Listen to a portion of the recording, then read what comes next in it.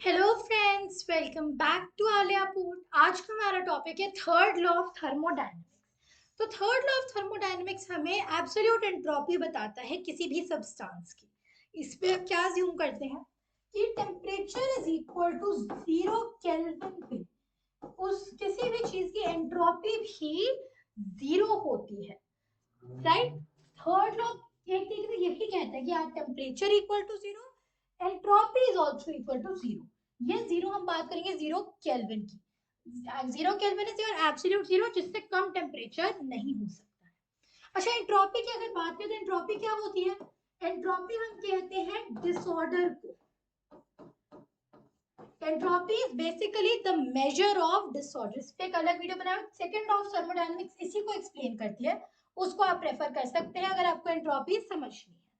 तो third law के हिसाब से when T is equal to 0 Kelvin, then your entropy S is also equal to 0। ये हम क्यों मान सकते हैं? क्योंकि एब्सोल्यूट 0 पे, 0 केल्विन पे जो आपकी बॉडी है वो अपनी लोएस्ट एनर्जी लेवल पे है, तब बॉडी के हर पार्टिकल की जो पोजीशन है वो डिफाइन हुई हुई है। जैसे एक सॉलिड में डिफाइंड होता है ना कि ये पार्टिकल यहाँ है, वो पार्टिकल वहां है, एब्सोल्यूट 0 पे वैसे आपकी डिफाइंड रहती है। तो किसी भी टेम्परेचर टी पे अगर मुझे एंट्रोपी निकालनी हो तो S at temperature T, if S at temperature is equal to 0 plus जो आप ले रहे हो 0 से, उसके बाद टेम्परेचर टी जैसे जैसे उठेगा तो Cp upon T dt, right. यहाँ पे आप क्या डालोगे? टी की वैल्यू आपकी डलेगी 0 से टी, राइट। अच्छा, ये चीज आपको कैसे आएगा expression? S is equal to dq rev by reversible by t। इस एक्सप्रेशन को जब आप एक्सपैंड करोगे तो आपका ये आ जाएगा। Q की जगह जब आप सी Q, आपका जो dq आएगा that will be equal to Cp। आप एक बार चेक करना, उससे आपका ये एक्सप्रेशन आने वाला है। अच्छा, t is equal to 0 पे s की वैल्यू हमने देख ली 0 है, तो s at t is equal to C। अगर मैं Cp को कांस्टेंट मानूं तो ln t अपॉन 0। अब एक्चुअली ये जो है ये अनडिफाइंड आना चाहिए, राइट। किसी भी चीज को अगर आप 0 से डिवाइड करो तो वो अनडिफाइंड आती है, ln में अनडिफाइंड हो गई, पूरी क्वांटिटी जो है ये अनडिफाइंड होने वाली है। लेकिन हमें एक्सपेरिमेंटली पता चला कि जैसे जैसे टेम्परेचर टेंड्स टू 0 करता है Cp भी टेंडिंग टू 0 हो जाता है। नॉन मेटल्स के लिए Cp is inversely is directly proportional to T cube, that is the cube of temperature। metals के लिए Cp जो है, metals के लिए Cp जो है that is directly proportional to T cube। देखो ये लो टेम्परेचर पे है, यहाँ पे लो टेम्परेचर पे ये चीज होगी, ये नॉन मेटल के ही मेटल, यहाँ पे ये होगा लो टेम्परेचर पे। लेकिन जब बहुत कम चला जाएगा तो डायरेक्टली प्रोपोर्शनल टू टी हो जाएगा at very very low temperature. जब टेम्परेचर कम है मेटल्स का तो डायरेक्टली प्रोपोर्शनल टू टेम्परेचर का क्यूब होगा। लेकिन जैसे अगर प्रेशर और आपने कम कर दिया तो टेम्परेचर का क्यूब नहीं, टेम्परेचर के प्रोपोर्शनल हो जाएगा। ये जो कंडीशन आएगी ये क्यों आएगी?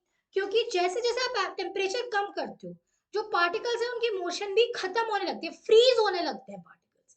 तो जितना थोड़ा बहुत भी कंडक्टिविटी आएगी, जो थोड़ी बहुत भी हीट कैपेसिटी आएगी, मोशन होगी, वो होगी जो आपके फ्री इलेक्ट्रॉन्स है, डिलोकलाइज इलेक्ट्रॉन्स, जिनकी वजह से कंडक्ट कर पा रहा है मेटल, उनकी मूवमेंट से। तो ये डायरेक्टली प्रोपोर्शनल टू टेम्परेचर हो जाएगा बाय दिस पॉइंट, राइट। तो यहाँ पर ये जो लॉ है आपकी कैसे हेल्प कर रहा है?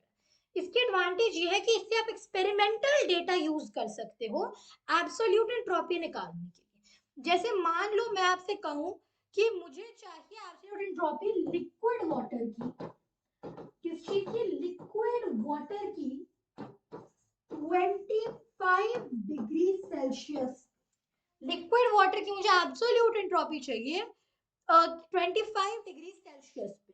देखो, तो इसके लिए मुझे क्या पता होना चाहिए? इसके लिए मुझे पता होना चाहिए कि आइस का Cp कितना है। क्या होना चाहिए? Cp of ice. आइस का Cp किस टेम्परेचर पे? From 0 kelvin to 273.15 kelvin, right. हमें पता है कि डिग्री और सेल्सियस में रिलेशनशिप क्या होता है? केल्विन में सेल्सियस का टेम्परेचर प्लस 273.15, जो आपका एब्सोल्यूट जीरो है that is actually negative 273.15 degree Celsius. तो इसमें मुझे 0 से 273.15 केल्विन तक वाटर का सीपी पता होना चाहिए। हीट ऑफ फ्यूजन से ही होगी at melting point पे। तो अगर मैं निकालूं तो Cp by T dt 0 से 273.15, राइट। एक तो अच्छा, ये जो आपकी Cp है ये है सॉलिड की Cp, राइट।